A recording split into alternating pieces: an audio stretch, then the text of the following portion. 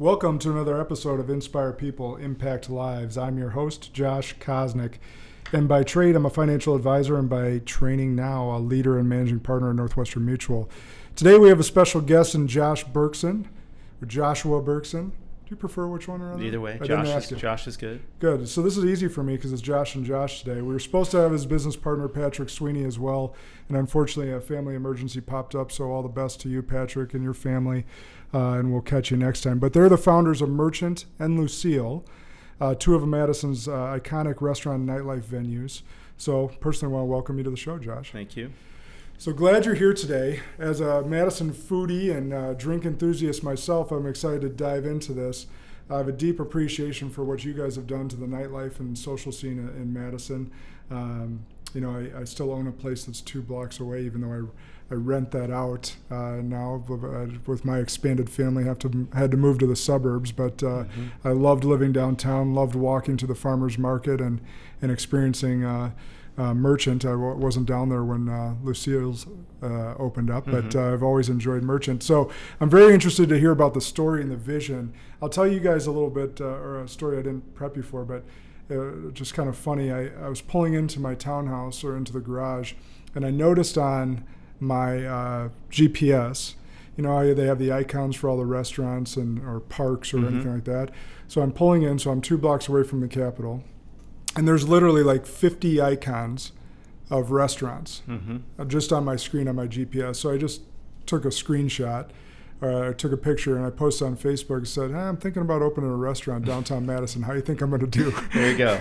And so literally my first comment on that post was from my banker who says, "No, you're not!" ! Yeah. So I'm interested. I thought that was kind of a funny story to get into because you guys created something in both spots, very unique, very niche, and have been very successful with them. So let's start with Merchant and talk about the vision there. So how did you guys come up with the idea to blend a deli, wine store, restaurant, and nightclub all together? Yeah. Where do we start with that? Well, first of all, I'm pleased to be here, and thank you for having me and letting me share our story with you. It's nice to sometimes sit back and get a chance to look back on kind of where we're at and how we got here. And I think that speaks to the city in general. It's the story of the city for sure. So I mean, Merchant, when I came here, it was from New York City. I had a culinary training and fairly advanced career in both finance and marketing, specifically in consulting realms.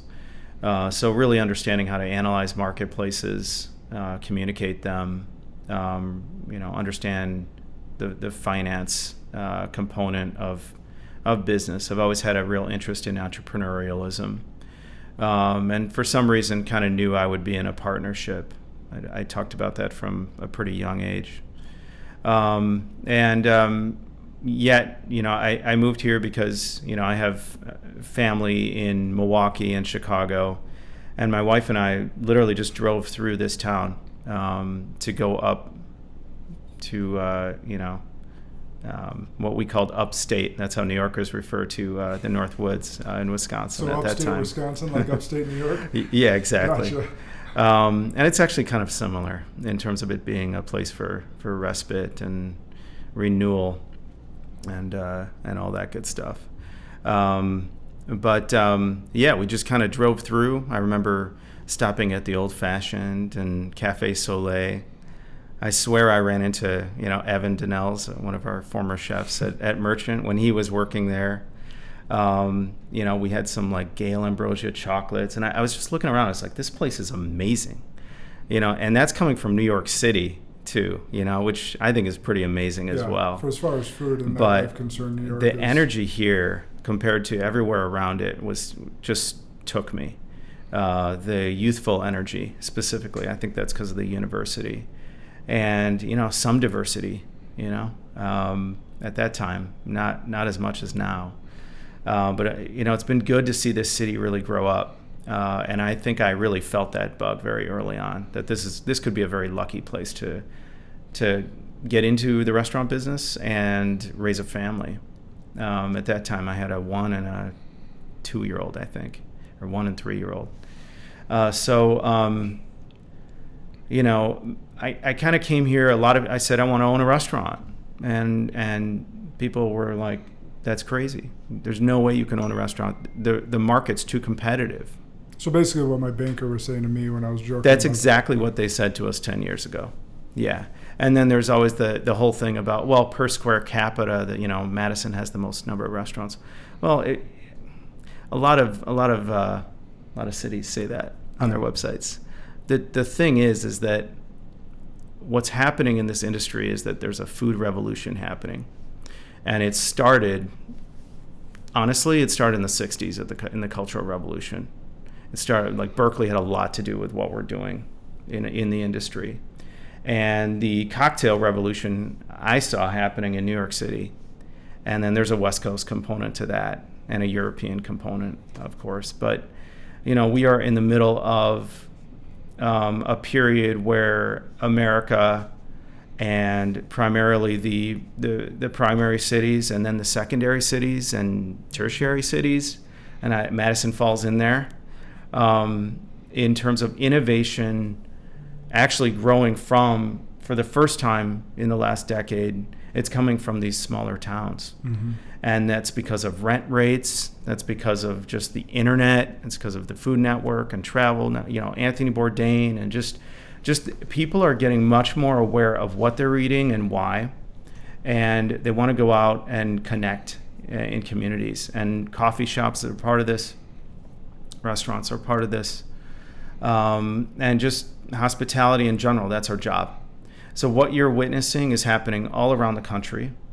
And there is a seemingly insatiable demand for good food, and it's trading up in the food that we eat and how we're drinking.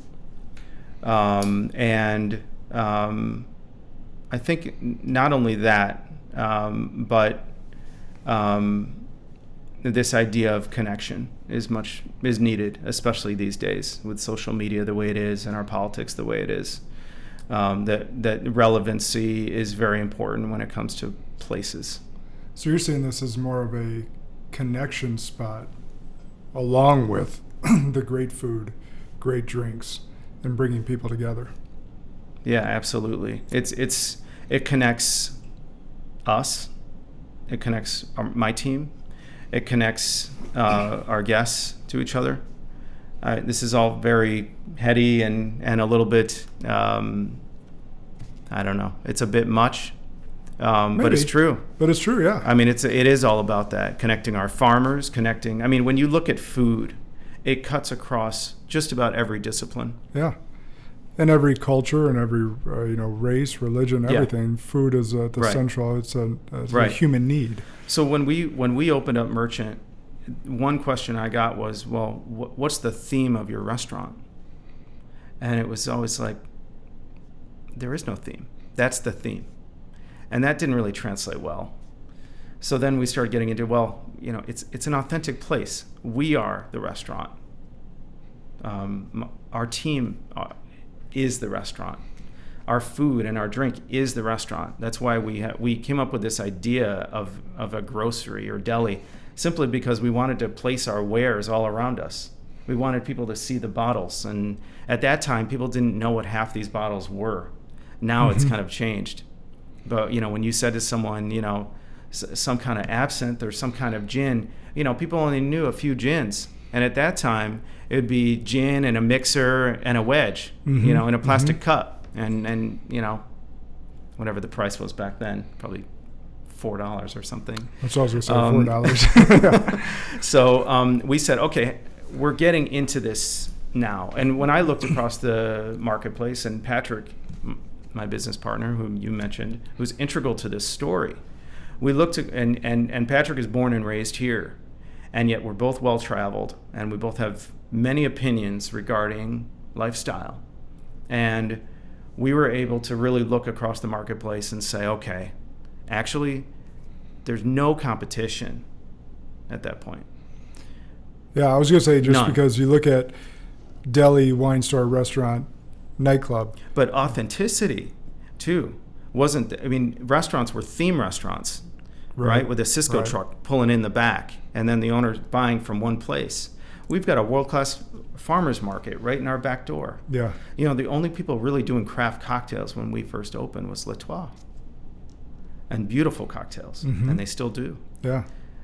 So in many ways, the story of us and the industry in general is taking these fine dining principles and making and cutting them down to make them much more approachable, fun, relaxed, mixing. That's what Patrick and I really enjoy with our team, is taking these highbrow concepts and lowbrow concepts and just mixing it up.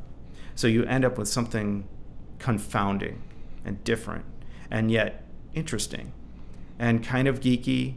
But if it gets too geeky, no, but pretty approachable too. We've got a craft bar now at both of our bars, but you can go there and order, any drink, and we're going to use natural products to do it.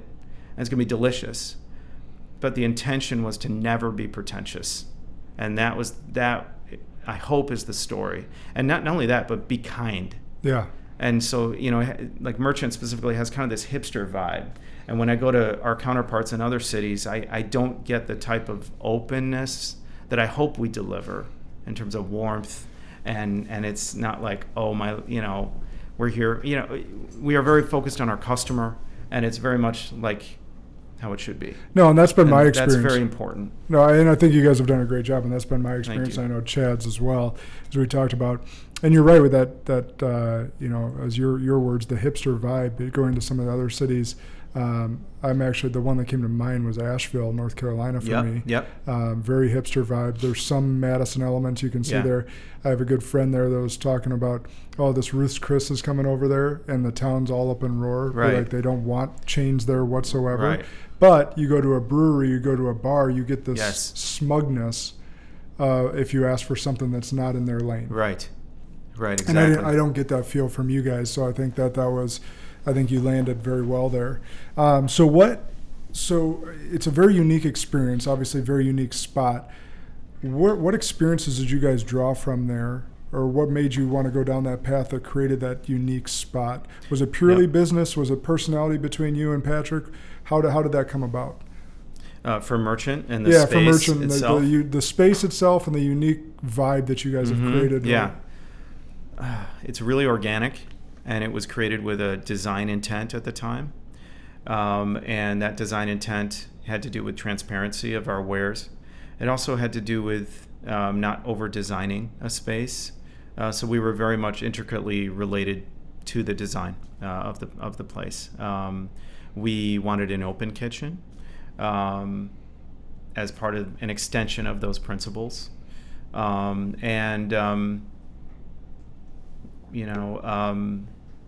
don't know, there's a certain industrial quality to Merchant, which was kind of new at the time that we had seen in other venues.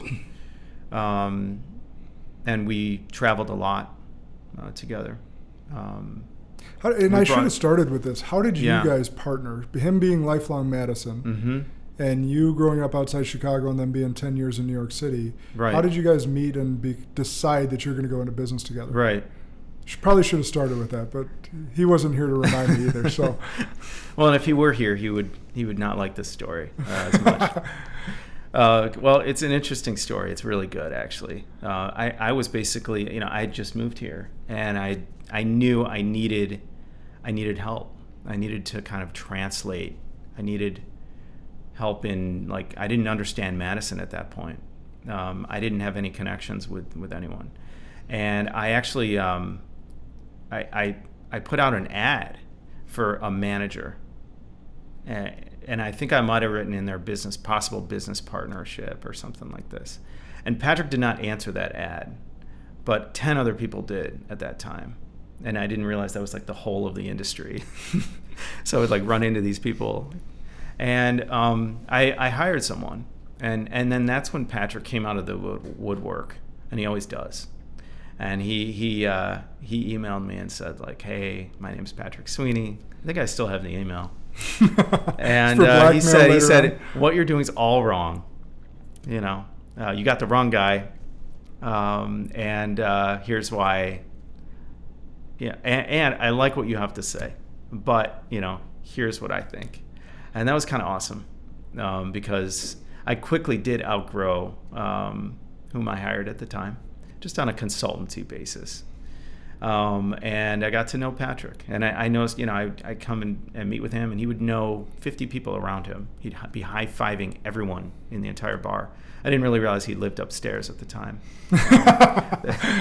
He was at Notchville, living above Notchville. But anyway, Patrick is the most charismatic, kind of right in a lot of ways. He kind of like feels things very deeply and very emotionally, and has a way to kind of bottom line things in a way that's extremely contagious, that everyone around him understands, yeah, that's right. And including all of our team too. He has a way to kind of cut through. And I kind of am able to go with him very quickly on that, and then help find that path to translate. And so, when we first met, and it wasn't when we were recording, but I was talking about this interest in production. And that's what we're doing right now. We're essentially doing that. But this idea of translating is very, very interesting and important and good for me and a lot of people in our industry when it comes to creative versus operational, or operational and finance. For you, as I'm sure as a business leader in this bank, moving into the softer aspects of entrepreneurialism, and that whole bandwidth there, and using this mechanism here to translate that through a human experience. That's lovely stuff. That's very, very kind of, you can chew on that for a long time. Yeah. Anyway, that translation has been very, very important between Patrick and myself. I'm constantly trying to translate him, and he's got a very, very important. I almost call his job to be like the soul of our company, because if we lose that, then we just might as well just quit now. And so that's always been the most important thing, is to understand what we're doing and why we're doing it. And for me to be able to translate that is really, and I have, we riff on each other. There are many battles, and they always end well, but that process is very, very important, and we fight for it. I couldn't agree more, because I work with my brother, and avid podcast listeners have heard him on here as well. We disagree a lot. Yeah. But it's behind closed doors. And then when we come out, it's a unified front. Yeah. And so that's what I hear from you, is that you and Patrick may disagree, but when you come out and you're translating his thoughts to better communicate to the team, that you guys are a unified team going out. And he translates me too. So it is a very interesting dialogue, between what's possible versus what's not. The developmental process it's a continuum.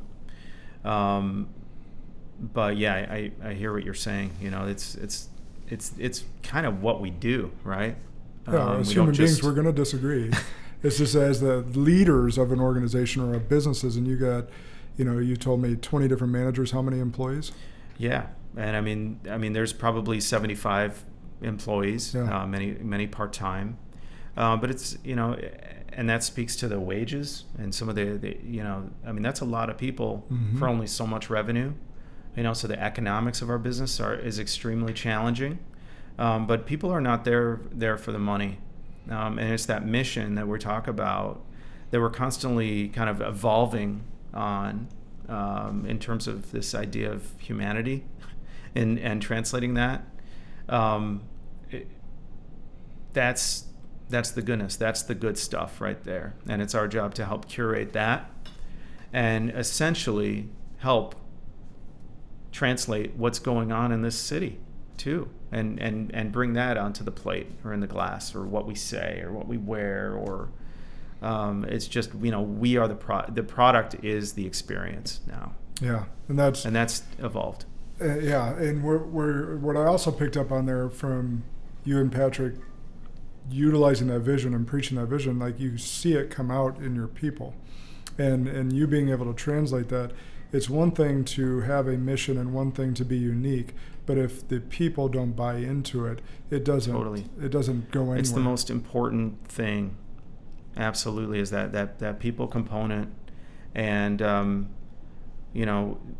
there are so many other places of hospitality that end up robotic in that way, and you see it a mile away. Mm-hmm. And our hope, and yet there are so many incentives to want to standardize what we do. You had mentioned, Asheville and this kind of boilerplate, right, coming in, and I get that, because our industry is all mechanics, right, when it comes down to it. But that's only that if you do that, you lose. You have to remember, the humanity of it all, and that comes down to that connection piece that you were saying so well. There's a guy named Danny Meyer in my industry who a lot of people follow. You hear his name all the time when it comes to restaurant operations, and it's someone I definitely follow. He's definitely a leader, and he's kind of behind Shake Shack right now. He's head of Union Square Hospitality Group in New York City. Great organization, great restaurant group out there. But he talks about this idea of handcrafted restaurants, telegraphing the essence of a place, a sense of place. And it's incredible. That's what it's about. It's not about just like coming up with a theme and then retrofitting it into a location. And so one thing I did want to mention today, and we certainly did that with Lucille, right? But we're working on another restaurant right now in the belly of the beast, if you will. And it's in Brookfield, Wisconsin. And this is in an area, this is what I talk about is easy to do in cities, in downtown urban areas where you have this curation of culture that's before you, and you can riff on that. And we're going into Brookfield with the same mindset as what we're going into, as we did with Merchant and Lucille. And that's to capture the essence of a place and provide an area for connection. And we see, first of all, this is an amazing opportunity. It's almost an oasis for lifestyle, if you will.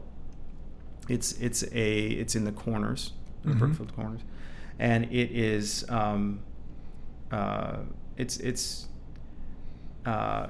an opportunity because our spot kind of faces the neighborhood, and it's called Lake Country, which is one of the most beautiful phrases I can think of, actually. Especially of that area. There's beautiful lakes around there just west of there. And the actual spot is? Because I refer to that whole area as Lake Country. Right. And so what we want to do is try to capture the essence of that area in an aspirational way, because everyone around there actually wants a place for connection some more. We have a bunch of connections in that area as well. And we've been hearing for years, why don't you, why do I have to go to Milwaukee, to eat well and dine well? And actually, when you look across the U.S., I was just talking about this food revolution that was happening from primary and secondary and tertiary markets. It's now in the suburbs. You were just lamenting that you don't live downtown anymore. Well, you want to eat well. Yeah. You want to drink well. You want to be surrounded by probably more well now than I did then. I have know, more money. Right? Exactly. There's a bunch of people who are city people, because you have families and and what's happening is in these suburban markets, restaurateurs are going in and saying, you know what? We can compete. And we can compete with something that is all of the intangibles we can compete with. And it turns out that these developers who are curating these, in these highly densely populated areas, upper income, family oriented, they're delivering now with restaurant groups. So this for me is the next step. And I will tell you that, and it is my hope that the suburbs are the next frontier. And I would love to compete in that area to bring good food and good drink and good experience, and in vibes that are open and seemingly authentic, knowing that we're dealing with a new build construction. So there are design challenges all over the place. Yeah. You don't pretend it's old build. This is not Lucille. We are not renovating an old bank building. We're building something from scratch, and we're fighting in really amazing ways about what is that going to look like and feel like. Yeah, but in some ways it's easier, in some ways it's harder, Yes. right? Well, the easy part is that there's an amazing culture in Brookfield and the surrounding area, Lake Country, and Wisconsin as a whole, right? It's a soulful place. Yeah. And it's full of kind of this celebratory and refuge and nature and family. And supper clubs. Supper clubs are all around there. Yeah. And we need to supper clubs need to innovate too, right? But there are all kinds of smart nods to the supper club in what we're doing out there, because we will never lose that. We cannot lose that. Yeah. That's right, exactly. I think We are very, very unique in that fashion, right? And brandy old fashioned, to be specific. Yes. That's how we're unique in Absolutely. Wisconsin. Absolutely. And that's an interesting comment that you made, because when Merchant opened up too, I was like, okay, well, what's your old fashioned going to be like?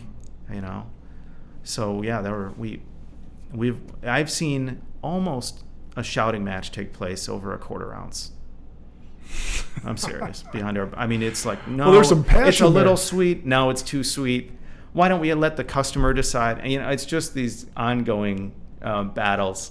And it turns out we have different types of old fashions at Merchant, but we will never get rid of the Wisco old fashioned, with some muddled fruit in it. Yeah. Absolutely. And brandy. So speaking of, let's talk a little bit about your mixologists. You as you said, you weren't the first to introduce it, with Latois being, or maybe I think so. You were the first. No. I think the fine dining institutions in this city certainly, you can't be a great restaurant. And then, they realize this quite quickly, right? Your kitchen's full of all this beautiful product, and you're putting beautiful food on the plate, and then your bar's in the corner here. It's like, whatever, give them anything, That does not work. And restaurateurs figured this out very quickly, right? Chefs figured this out. Yeah. Bartenders did. It was a great revolution. This happened in the 90s. So I'm not saying we were the first, but we were definitely the first to bring it into a mass market, for That's sure. Cool. So with those mixologists, and I know you and Patrick both having culinary backgrounds, both being very hands-on in the business, did you at first micromanage that and then let them go as you knew they knew what they were doing or had their special talents in that? Did you go and recruit that talent from other places? How'd you go about that? Yeah, so we had to go outside of Madison to bring that in, and that's a Madison experience as well, right? Have you encountered that? Yeah. There's a lot of that. We'll recruit talent from anywhere. Yeah, and I think Madison business in general is that story, between people, maybe they're born here and then they go somewhere else and they come back, and or they come here for all the beautiful things that Madison provides. But we brought in an incredible, on a consulting realm, a guy named Eric Hay, who still works in the industry. He's incredible. And he works down in Chicago. He's a good friend. We worked our way. At that point, he was much younger in his career. And we were told, we were looking for, a way to bring this here and someone to help us translate this to a bartending crew. And because we knew we needed someone to do that, to help us do that. We were told multiple times, look, if you just have some fresh citrus behind your bar, that's as far as you're going to go, and that's going to be enough. And we were like, no, we want to do this. We want to do this really right. We want to do something way ahead. And things we were seeing being done in New York at that time, PDT, Milk and Honey, I could name them all. At that time, and they were very, very influential in the industry. And so anyway, we rolled it out. And a guy named J.R. McCanu, he's now in Austin, played a big role. He threw a party every night. And he made sure craft cocktails were going to become fun. He succeeded in that realm, for sure. That's great. And it was a young and vibrant, and it still is. That's the one thing people have misunderstood about Merchant, is that it's not chef owner. It's a place for youthful expression. It's always going to be. we always have young talent coming through, and people bring their talents to our bar and our kitchen, and we curate these young teams, and there's a good amount of expression, and it's going to be authentic. You know, you might not kill a sauce on a plate. You might not be perfect that time. It better be the next time. But I'm just saying, you know, it's not a boilerplate. It's a place for innovation, but it's wrapped around this idea of, you know, transparency, of personality, of warmth, and connection to our suppliers too. It's farm to table food. That's great. Yeah. So I want to transition here, but before I do, I want to kind of lead into that, whereas we want to transition to Lucille's, but so I want to take kind of a broad question to it. You have a very successful business with Merchant going. And then what are the ideas that go through you and Patrick's head? Like, we have this good thing going, now we want to expand. So, because some business owners may go, I have this really good thing, I don't want to screw that up. Right. And some may have these aspirational ideas of expanding, and sometimes that can kill both businesses or the one that was working well by spreading your talents too thinly. Right. So talk a little bit about from a broad focus, and did you have some of those fears or thoughts go through your head when you were going to expand to Lucille's, and then we'll talk a little bit more about Lucille's. Yes. So expansion, I think you have to start talking about the economics of the business. And expansion is not simply because you have an idea and you want to grow. It's part of that. But it also comes down to the growth, the natural growth of the business and the managers that run it. And the increasing competencies of the organization. 2, 3, the very, very tight margins in the full service restaurant industry as we speak, to where expansion can help with purchasing power, and it also it allows the business to mature in a very organic way when right. So yes, when done right, we have seen lots of failures out there in terms of expansion, and we are careful about it. But I would argue that it's always been part of the strategy to grow our business and do it in a deliberate way, and not just open up a store a year because that was in the business plan. Or I've something. Heard that. Yeah, it has to be a natural growth, and it has to make sense from a strategic point of view. Lucille. Or can I move? Well, real ahead quick, to that? yeah, we'll go into that. Well, real quick, is there a barometer that you personally have, or Patrick has, like from the finance side of things, or talent side of things, that you guys say we're ready to make that next move? And I don't want you to disclose like any like finances if you want to. Like, I'm not trying to say that. What I'm trying to say is, when do you feel good? So other entrepreneurs out there that are possibly thinking about this, from a talent side of things or a money side of things, that you feel like you could take on that next challenge? Yeah, it's a good question. I think it's just very individual with the DNA of the company and the mission too. So there are some just beautiful, single, mom and pop, if you will. Kind of hate that, but you know what I mean. Just a brick and mortar that's a beautiful place, and that's a wonderful thing. And do you need to expand to be quote unquote successful? No, absolutely not. And for Patrick and I just don't think we would just stop at Merchant. We want to continue to grow. We want to continue to influence culture and the community and the industry at large.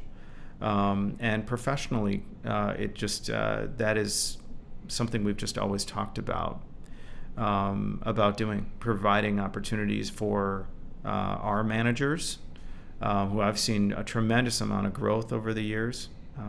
We were just talking prior to this Yeah. about many leaving and starting their own bars and restaurants. That's part of the story. That's part of the curation of what we're doing. So it's very much a mission type of an analysis,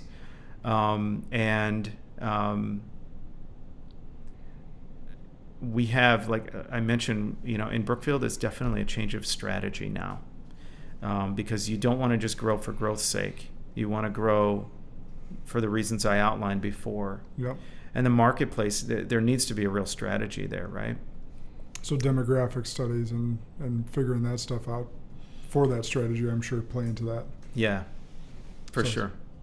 All right, so let's transition to Lucille's, because awesome place. So for those that might be listening to this that are not in Madison, Lucille's took over. So what they took over was a corner, like a V. Think like Times Square V. Yeah, type Flatiron corner. building. Mm-hmm. Yeah, and it's the old Isthmus building, which is a historic building. So that's what I was thinking when you were talking about new build. I was thinking like, I kind of think I could see some challenges within building out an old build as well. Yeah. So let's go into that. So tell us the story. What sparked this idea? Was it opportunistic with the Isthmus going out of there, or do you guys just, the expansion mind was going and you guys were ready for the next challenge? We were definitely ready to grow. We had no qualms about understanding and measuring our business at that point. We know every cog, everything's measured. It's systematized, if you will, with this component of who we are and what we do, and that connection and that people thing was really solid at that point. So we felt like we could naturally, especially because it's right down the street, it felt like an easy move for us. And I think it's been a lot of learning in terms of that. I'm quite humbled at what we embarked on, but it's just been a wild success. Our read on this city in terms of how it's growing, the dynamics of the downtown square itself, the tech introduction of the. Not introduction, but the fast growth of the tech sector. The tech sector has been very, very pervasive downtown, and in our restaurants too. So that 25 to 35-year-old, we're seeing in the neighborhood, and it was just for us a combination of seeing that opportunity, as well as ULI, who owned the building, came to us and chose us. So we knew we had a partner that would be willing to do a great build out with us, and enable us to have complete creative control, which was paramount. And we ended up working with OPN Architects, another story of an outside firm coming in. They now have a fairly mature office here downtown.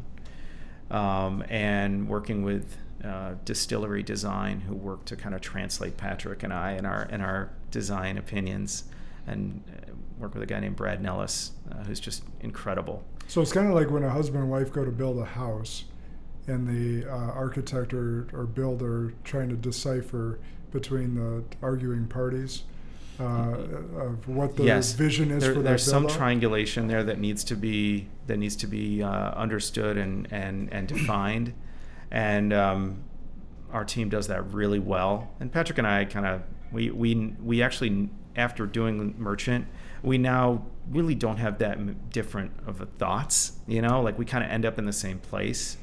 A lot of the design process was simply just an incredible process with Lucille, and I think you can tell from the build out there that it was. I think you can. It was just, there's no inch that we didn't think about.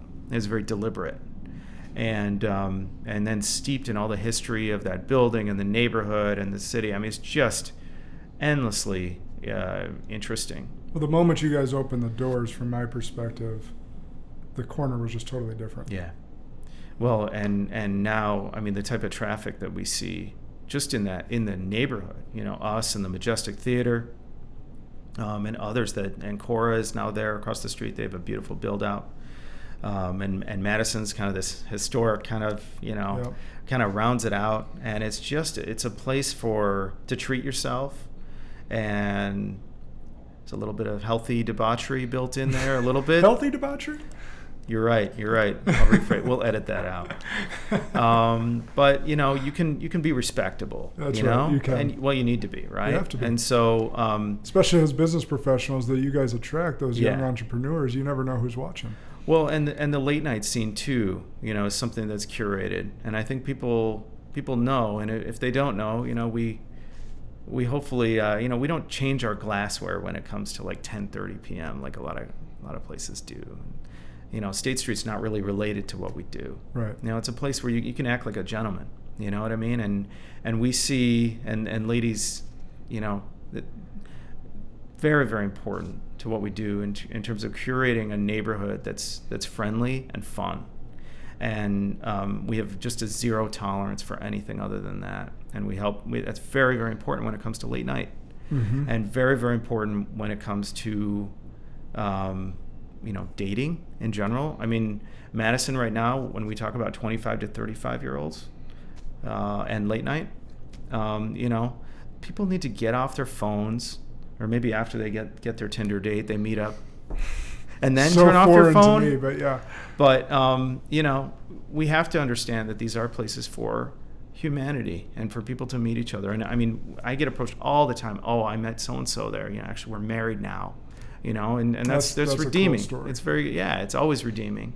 But again, it comes down to, that's that late night turn. So when you talk about like, oh, well, you've got these places that just kind of evolve and move and go in different directions, and highbrow and lowbrow and this and that, that's telegraphing literally the population outside our doors. It's incredibly dynamic. So that's cool. So something I didn't think about ahead of time, but as a business owner, there's always struggles and worries. I don't have to worry about owning and running a business where debauchery can happen. Yeah. So it sounds like you've put in a lot of precautions and trained people pretty darn well. But talk about that as a worry when you open up a bar restaurant that's going to be open past midnight. Yeah. And what type of worries or what type of precautions you have to put into place to make sure it is a safe environment for men and women to be, and for you guys to run a profitable business at the same time. Right. Absolutely. I mean, so then that comes down to the full spectrum of hospitality, right? I mean, late night is part of what we do. Why? Because we're a bar. You got to be open, And, I can talk about the joys of drinking well and eating well. And then, it doesn't just end there. So we talk about taking care of ourselves and drinking in moderation, and drinking, alcohol plays a wonderful role, and it has for, help me out here, 5,000 years, 10,000 years? Depends on your beliefs, I guess, but yeah, a long time. Either way, it's and prohibition failed. I do believe in my heart of hearts that a bar is and a restaurant can be a place for just some of the best times in terms of connecting with family and friends. And there is a line there, and it is up to our bartending staff and our management to make sure that we are helping our patrons we are keeping that line. So over-serving we constantly, we just have a zero tolerance for that. Our bartenders are extremely well trained in that. It's very easy to overindulge. I mean, on the food side too, right? But anyway, there's just these lines that we make sure that we draw. If anyone feels threatened on our premises, there's just a zero tolerance for that. We do have security personnel. And not like a big bouncer or anything like that. They wear like plaid shirts, because they're one of us. Mm-hmm. And we treat people like friends. And if someone's not acting well, if it's past midnight, it's, hey man, this is how we expect you to act, and please work with us in that fashion. And we draw those lines. So it is something that I worry about because I'm a business owner. The Me Too movement is also top of mind on every turn in terms of what's happened in our industry and the type of really just insipid cultures that can be created in kitchens and bars across the U.S. Regarding men and women working together. And by and large, the industry has largely professionalized itself, and it's getting better. But man, I can't see enough women in our kitchens and in our bars. And my dream is for it to be always a 50-50 split with a zero tolerance for anyone who might feel threatened on site. Both of our GMs are women. That's very important. And it's important to constantly look at the lens of what we do through that kind of group orientation to make sure that everyone feels good and safe and comfortable about what we do. I love that vision. So, That's the vision I have for my office. Raising three daughters. You're right. I want 50-50 mix here. I think it should be. As you said with yours, we can't always control that as much as we'd like to as business owners. Right. But I think you and I both putting that vision out to the masses to let women know that we accept you. We want to create a safe space for you and create as much career opportunity as possible, as much as you or I have. Oh, for sure. And I mean, the women in my life have guided me up to this point, and humbly, I would say, like, absolutely. And when it comes to diversity as well, especially here in Madison, there's these problems. And restaurants, they are places to deal with the friction that goes on in our society, whether it be politics. I mean, the Capitol building's right outside our door. And when you look at Lucille, it's like, how can we not have a story? How can we not be a place where people talk about their beliefs or the role of government or the non-role of government or whatever? I'm just saying, like, we're in the mix, and we like it that way. And I don't think we're going to solve everything. Never will. I don't think so. Pipe dream. If we do at Lucille and Merchant, if we solve our politics, God, that would be a great story. I don't think it's going to happen. I think you have to retire then. There's no way to Right. go up from there. But, we can get people talking. And that's the way forward, right? Yeah. And this connection with people, especially in Brookfield. I'm just really drawn to that. I have my whole family is politically very diverse, and it doesn't matter. We still love each other, and that's what gets lost right now, especially on our phones and in our conversations. Social media, especially. Social media you is create a firestorm. lightning. Yeah, and exactly. I had to learn that early on with my social Right. media presence. Like, I would say something, Yeah. and it would create this firestorm. I was like, as I grew in my leadership and professional career, I was like, I can't say that anymore. And so there's certain stuff where you just stay away from, but you see it. I end up unfollowing people that are political because it just does. You can't do anything on there, but you can do things when you're face to face, like you're talking about, and realize, because when do you see our country come together? It's when something really bad happens. Yeah. And like, you think about 9/11, when you were in New York City at the time, like, no one cared what race, religion, or what side of the aisle you were on politically. You came together to help people. Right. Hurricane Katrina, same thing. Why does it take a tragedy to do that? So Right. that's my appeal to everyone listening. Don't post anything politically on social media. You're not going to change anyone's mind on there. Right. It's not going to happen. Right. Right. I don't know if you're looking for validation for your own thoughts or what, but it's not helpful. I love it. I love it. I love your point there. Have a drink, have someone heart to heart, and realize. And yet we embrace social media too, right? Yeah. Because some of that noise, even the vitriol, like, it helps us get better. So we do, every review comes on all of our phones every morning. So if you think about that.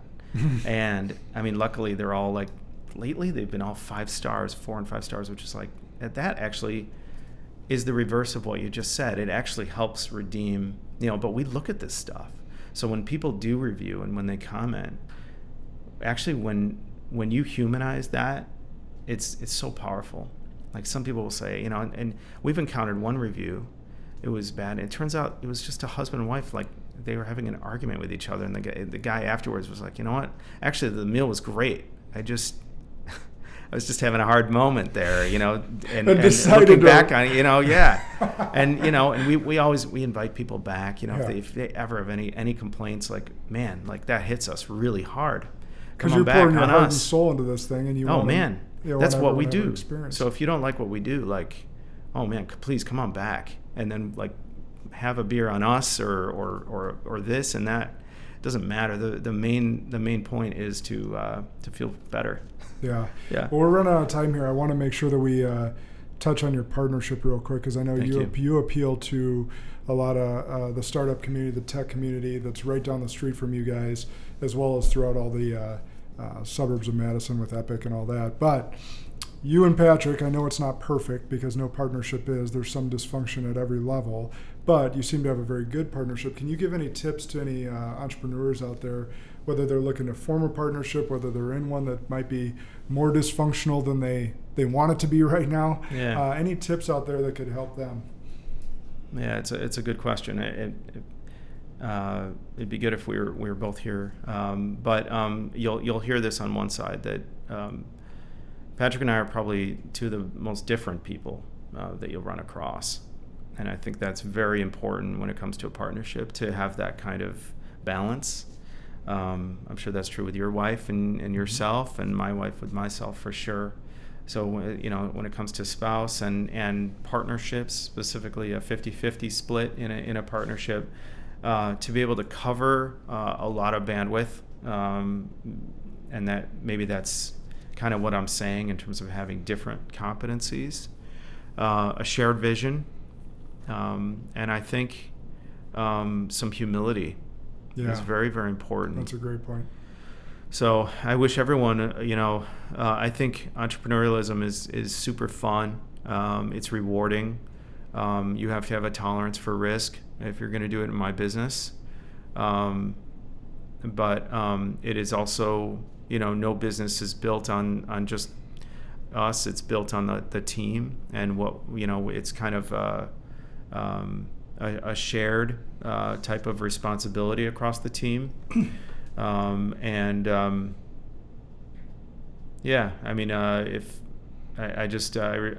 respect and enjoy the world of curation, especially when it comes to dealing with the creatives, the kind of the intangibles of, I guess, hospitality specifically. It can be a lot of fun. Yeah. And the other piece that you and I talked about before was leveraging each other's strengths and weaknesses. Right. Which is, so I think that shared vision, you guys going into partnerships, that's a must. And I also agree with you that humility is a must, is because especially when money gets involved, ego gets involved. And those absolutely. Emotions are there. So the humility and being able to be vulnerable with each other and come to the table with that humility and that you guys are in this thing like a marriage, like you mentioned, is a huge piece. But leveraging each other's strengths and weaknesses to offset can be hugely helpful as well.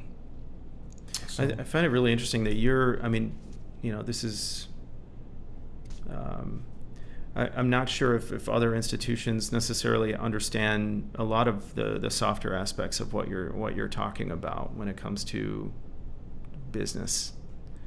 It sounds to me like you've found a platform here to be able to delve into, from a banking and finance point of view, there's a lot of kind of risk management and you sign the papers and you're off. And there's some relationship management there for sure. Mm-hmm. But I respect, and I think we both know that there's a lot of work being done in all the stakeholders of a company to be able to make it work. Yeah. But yeah, I appreciate this talk and you kind of delving into areas that are not easily quantified. Yeah. But are the essence of kind of what we enjoy out of the business world as well. Well, everything's relationships. And so I appreciate you saying that. Like my training, and really I think where I've grown the most has been through vulnerability, humility, being able to say I don't know, and also being able to say I'm sorry because I was wrong. Mm-hmm. Those are some things that, I think a lot of business leaders, their ego gets in the way because they feel like they're supposed to know everything. They're supposed to always be right. All these things that just are just stupid thoughts, but have been passed down from generation to generation, or hearsay, or movies, or whatever. Right. And just reading into books, reading things that are outside my norm, having conversations with people that are very different with me, putting people on my team that are very different than me to get their perspective, men, women, race, religion, you need those different perspectives, and it's helped me become a better person. It's helped me become a better father, and certainly a better business owner because of it. So that's why when I do these podcasts with the conversations, I don't even think I warned you of this, but I was like, I'm not going to go off script because that would not make it as fun of a conversation, right, which is what we want it to be, a leader-to-leader conversation. Yeah, it was fun. Thank you. More than interview, yeah, I should say. I appreciate it. Thank you. Well, good. So I warned you. About favorite book that you've read all time? I've been thinking about it. About it. Or maybe a book you've read most recently, if you can't think of favorite. Miles Davis's autobiography is a recent one. I know because you have a music past, so that doesn't surprise me. Yeah. At the end of the day, just getting into the mind of people that have created space for creativity. And he was a genius in his craft. Yeah. And tormented the entire way. Huh. So it's a good read. So that's a good read. So how can our listeners get in touch with you or follow you or the businesses in general? Oh, thank you. You can always email info@merchantmadison.com and info@lucillemadison.com. We're highly responsive over social media, so feel free to message us as well. You can email me personally. I could say my email address here, but it's going to get lost. But it's Josh at it's actually RULENOONE.com.